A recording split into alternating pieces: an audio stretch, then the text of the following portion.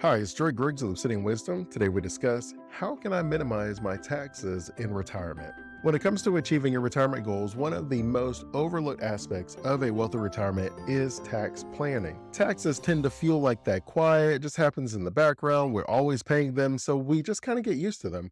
But if you are not taking taxes into consideration, you may actually be underfunding your retirement plan. So today we're going to go over 9 strategies that you can use to help you limit the tax burden that you'll have in retirement. Because when it comes to retirement, we really don't want to be paying taxes. That is when we want to be able to spend our money. So we want to be able to take as much as we can out of our accounts without having to worry about Uncle Sam dipping into our back pocket. The plan today is to go from the easiest to the most difficult tax efficient strategies that we can use. Now, that said, when I go through each of these strategies, you may actually feel that some of them are a lot more difficult than others, but I'm just simply saying that I went through them and I found what I thought would be the easiest to implement. So it may be difficult based on your own financial circumstances, but as far as implementing it, the type of experience and expertise and wisdom that you need, I went in the order where you need the least amount of insight to the most amount of insight, where you could probably do a handful of these on your own, to where maybe you want to reach out to a professional, to maybe you don't even want to do them at all yourself and have it completely done by a professional. The first one is delaying your Social Security. And the reason that that is first is because you get to decide when you take out Social Security. Now, granted, it depends on how much income you have actually coming in to whether you can actually afford your lifestyle early on in retirement. But the idea, and I'll put a chart up so you can see it, we're basically saying I'm going to keep an eye on my tax bracket. If I have a certain amount of income, I know it's going to bump me into a higher tax bracket. And because of that, I know I'll end up paying a higher percentage of my income towards taxes. Now, granted, it's always important to mention that each of these tax strategies, we don't want to be making decisions based solely on the taxes. But if we are able to achieve our goals and keep an eye on our taxes, then that's a great idea. And basically what I'm saying is let's say we had a portfolio for our investments and we found out that we need to change our allocations. Just because it's going to create a taxable event doesn't mean that we should maintain our allocations if we feel we will lose more than whatever those tax savings would have been.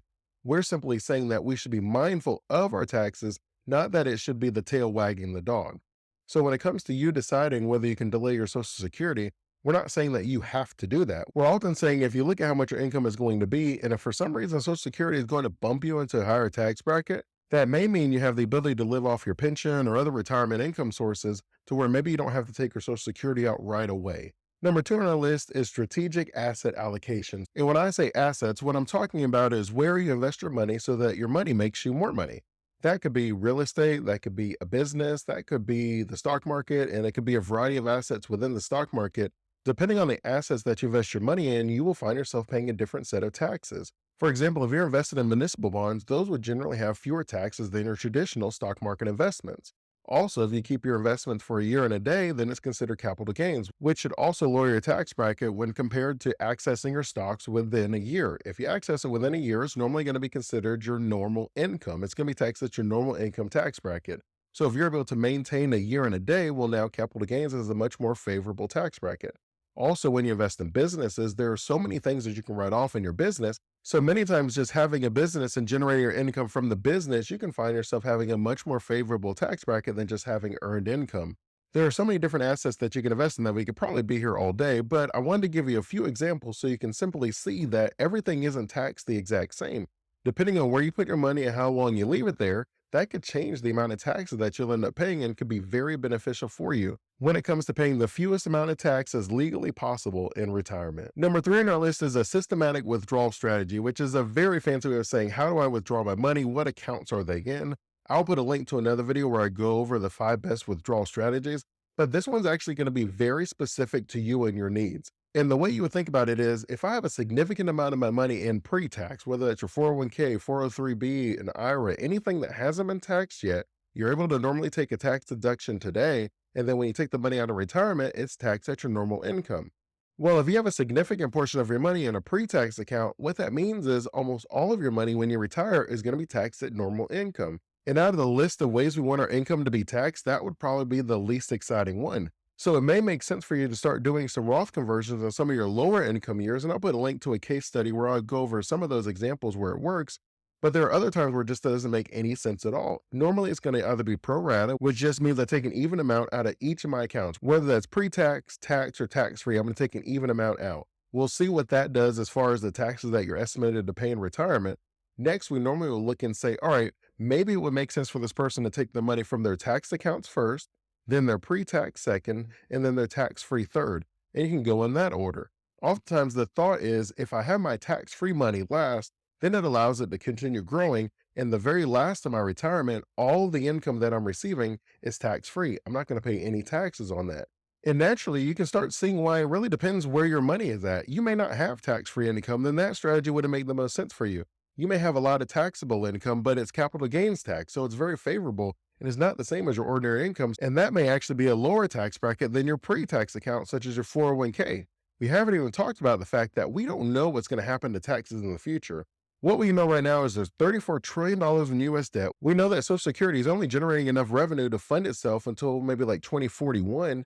So it feels like there may be some big changes going on in the future. So if you have a significant amount of your money in pre-tax, and then you find out that taxes actually went up in 10 years, went up in 20 years, well, now that money is actually going to be taxed at the highest amount versus if you had already taken some of this money out, and whether you did that in a backdoor Roth, and I'll put a link to a video where I go through that, or whether you just had the money in a taxable account where you stopped funding your 401k because it made more sense to put some of that money inside of a taxable account, where you paid those taxes today and you're now able to move that money in a more efficient manner, whether that's in a business, the stock market, or in real estate, you are now in a position to pay a lower tax bracket than if you just had it at your ordinary income level. Number 4 on our list is qualified charitable distributions, and it's just a very fancy way of saying that you take the money inside your IRA and you start to donate that money while you're still alive.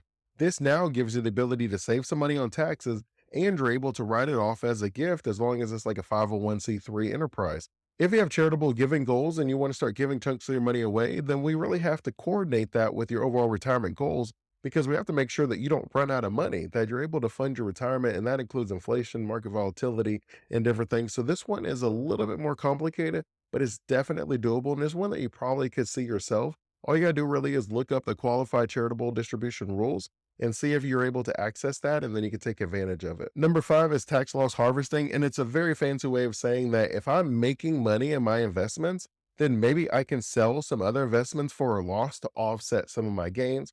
So that way I pay a fewer amount in taxes. This is definitely a strategy that you can use in your retirement to lower your overall tax burden, but it's important that you're familiar with things like the wash rule, which is just a very fancy way of saying you can't sell a stock purposely for a loss, right? Uncle Sam is going to sit there and look at you and be like, okay, you sold that stock purposely for a loss and then you bought the stock back within 30 days.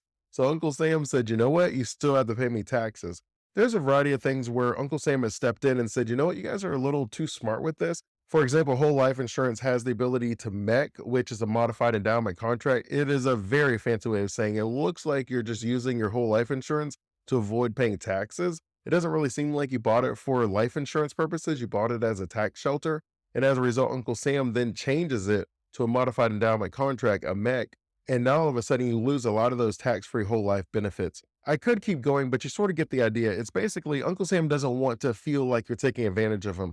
Sure, he wrote the tax codes in a way where it incentivizes us to do certain things. And by incentivizing us, I mean it lowers our tax burden. But Uncle Sam said, don't embarrass me. Don't take advantage of me. Don't make it so obvious that you're just trying to avoid taxes. Don't sell the stock on Monday for a loss and then buy it again on Tuesday because you really do believe that stock is going to go back up. Uncle Sam's going to give you the side eye and say, that's not the way that tax loss harvesting is supposed to be. I'm trying to incentivize you guys to invest in the stock market because you're investing in businesses and businesses create jobs. So Uncle Sam said, I'm cool with that because that's what I want everyone to do. It's going to create more jobs. It's a great situation. That's also true when it comes to having a business. The intention of a business is to make money. That is literally what Uncle Sam said a business has to do to be considered a business. And the reason that's important is imagine if you opened a family business and that family business paid each of you $100,000. And let's say there's 10 of you to make the math easy for me. So your business is losing $1 million every single year that you're able to write off in taxes, but your business isn't generating any revenue. You're not selling any products. You're not doing anything. You're just simply paying each other the salary and then writing it off as a loss on your business every single year. Uncle Sam said he's not playing any of those games, but it is worth noting that if you do have losses, Uncle Sam allows you to write off some of those losses so that we're incentivized to continue investing our money in the stock market to help boost the overall economy. Number 6 on our list is Roth conversions. I mentioned them a little earlier in the video, but we're going to focus on them now. A Roth conversion or a backdoor Roth is a very fancy way of saying that if you have money inside of an IRA, that money has not been taxed yet. It has been put in there tax-free. If you convert your IRA into a Roth IRA, and while a Roth IRA is a tax-free investment vehicle, for you to be able to get from your pre-tax investments the money that has not been taxed yet, So your after-tax investments, where that money will be tax-free once you get it inside of there, you have to pay taxes when you go across that bridge. Uncle Sam said you got to pay me at least once in taxes. And so as a result, once you do that conversion where you take the money out of your IRA and put it into your Roth IRA, all of that money that you transferred is then taken as regular income and then is taxed that year. For a lot of people, it makes sense to do Roth conversions early in retirement when their income is a little bit lower. So you're retired and maybe you're just living off a portion of your investments. And as a result, you are in this lower tax bracket. So you would do a conversion right up until whatever the tax bracket you want. Normally, when I do the planning, I normally look at that 12 to 15% tax bracket. And sometimes I look at that 20 to 22% tax bracket. And so basically, any year where your taxes would have been less than 10%, what we'll do is we'll do a Roth conversion that brings your taxes up to that 12, 15%. And whatever that dollar amount is, you'll pay that taxes then. And so as a result, you're still in one of those lower tax brackets, but now you've moved that money out of the taxable account and into your tax-free account. You're able to do this anytime that you find your taxes are lower than whatever that magic number is for you. This is also a great strategy for those that don't qualify for a Roth where you make too much money on an annual basis. This gives you the ability to access a Roth without having to worry about any of those income limits. Now, it is worth noting that Congress has discussed getting rid of the backdoor Roth on a few occasions. The closest that we've ever gotten was in Biden's Build Back Better plan. It was written in there. They eventually took it out, so it wasn't in the final version that was passed. But it is worth noting that it's legal and Congress is aware of it, and it may not be something you can do forever. So if you're able to take advantage of this right now, it's definitely a good strategy where you can lower your overall taxes in retirement. Because once you're fully retired and you have all these multiple income sources where you have your Social Security, you have your investments, you have your required minimum distributions, that may bump you into a higher tax bracket, but you have to take those distributions. Otherwise, you'll find yourself paying a 50% penalty on the amount you should have took out. So by having that control early on in retirement, you're able to start taking in some of those taxes now because your Roth doesn't have any required minimum distribution because you've already paid taxes on it. Uncle Sam was just mad about the 401k and the other pre-tax investment because you haven't paid taxes on them yet.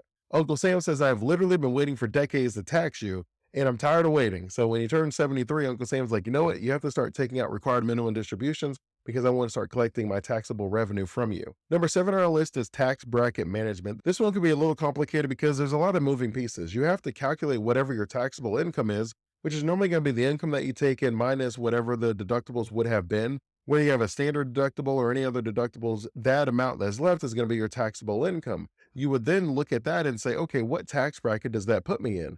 And then I'll put a chart where you can see it. We have 7 tax brackets currently, and you'll just keep an eye on it. And anytime you find yourself increasing into one of the other tax brackets, you will then make adjustments to your overall income to keep yourself in a lower bracket so you don't have to pay those extra taxes. Now, granted, there are some things that we can't control. Maybe you received an inheritance, maybe you have required minimum distributions, maybe your Social Security, the amount that you receive from that. There may be things that are outside of your control, but as much as you can control, you would just look at what your taxable income is going to be and you would just adjust your income accordingly. Now, granted, as I told you, you don't want the tail to wag the dog. And what I'm saying is you don't want to live less than your dream retirement lifestyle because you're trying to limit your taxes. If you're able to maintain your lifestyle and it may require you to pay more than taxes, I would say maintain your dream lifestyle and pay a few more dollars in taxes. And while you guys probably don't need the reminder, there are people out there that they allow the tax consideration to be the overarching theme, where they may say, I receive a Social Security disability benefit, or I receive food stamps, or I live in this place where I only pay $800 a month. And if I make too much money, then I won't be able to do that anymore. But you and I know that if you make more money, it opens up so many more opportunities for you that sometimes we can get so focused on not paying taxes at all that we overlook that sometimes it's good to pay taxes. Maybe it means I'm a millionaire and I just don't have a lot of ways to write off my taxes, so I have to pay taxes. If I have to choose between being rich and paying taxes or being poor and paying no taxes, I would probably choose being rich and paying taxes. I just have to be prepared ahead of time. I have to allocate a certain amount of money. But I won't go any further into it because I know you guys understand what I'm talking about. It's just simply a reminder that, again, we don't want the tail to be wagging the dog. Number 8 on our list is a health savings account. It's important to note that you have to have a high deductible health insurance plan to have access to a health savings account, but you're able to put up to $4,100, I believe this current year's amount is, inside of this account, and you're able to put that money in tax-free, which is very similar to your 401k, 403b, and other accounts where you put the money in before it's taxed, so you get that tax deductible today. Now, one of the extra benefits of a health savings account is if you use that money on a qualified expense in retirement, that money is then spent tax-free as well. So you actually have the ability to put money inside of your health savings account without paying taxes on it, getting the tax deductible today, And then you're able to access that money in retirement as long as it's for a qualified health expense, and you're able to spend that money again without paying taxes on it. Otherwise, if you're going to spend it on something that's not a qualified health expense, then you're just going to pay your normal income tax bracket. Just like if you went into any other pre-tax account, once you access it in retirement, you pay your normal tax bracket. But because healthcare for many people is one of the most expensive parts of the retirement, for most people, you actually will be able to spend that money on qualified healthcare expenses, which means you won't be paying any taxes on that income in retirement, which is a pretty nice benefit if you ask me. And our ninth and final way for you to lower your taxes in retirement is qualified dividend and long-term capital gains. A qualified dividend is a very fancy way of saying that that income that you are receiving in the form of a dividend is actually taxed at capital gains rates, which generally is going to be a lower tax rate. So this is where you hear those stories of Warren Buffett paying less in taxes than his secretary. And the reason is his secretary is earning earned income. And earned income is one of the most inefficient forms of income in the United States. We just don't incentivize people to have active income. But if you're investing your money in a business through the stock market and you leave that money in there for a year and a day, well, Uncle Sam is very excited about that. You're not gambling, but you're investing. You're helping the economy. You're helping these companies grow. And these companies, when they grow, they hire more people. And then when more people are working, they have money and then they spend more money. And then Uncle Sam gets more tax revenue. So Uncle Sam says, I like long-term investing, so I'm going to give you a very favorable tax bracket. And if you are able to have a significant portion of your retirement income in the form of capital gains or qualified dividends, you are now in that special place where the likes of Warren Buffett is. And now you have this income that's come in and it's at a very favorable tax bracket. It's at a much lower tax bracket. It's probably 20% or lower. And you feel really good about that. Now, the thing that makes capital gains difficult when it comes to your retirement income is you have to have the money invested for a year and a day, which means you have to have a long-term investment strategy and you have to be confident and comfortable leaving your money invested in that. If you're invested in cryptocurrency and Bitcoin and metaverse and different things like that, you may not be comfortable leaving your money invested for a year and a day. But if you are someone that has a long-term investment approach, and I'll put a link to another video where I go through some different portfolios that you can create, then if you leave your money for a year and a day, then you're golden in retirement. All that money is going to be at a much lower tax rate, and you're going to then give yourself the ability to spend a lot more money in retirement because you're not paying as much in taxes. I want to take a moment to thank you for your time. Thanks for watching this video. You guys know I don't take it for granted. I always appreciate you. If you want help creating your own wealth and retirement system so that you can worry less and live more, go to obsidianwisdom.com to learn more. Until next time, stay safe and enjoy life.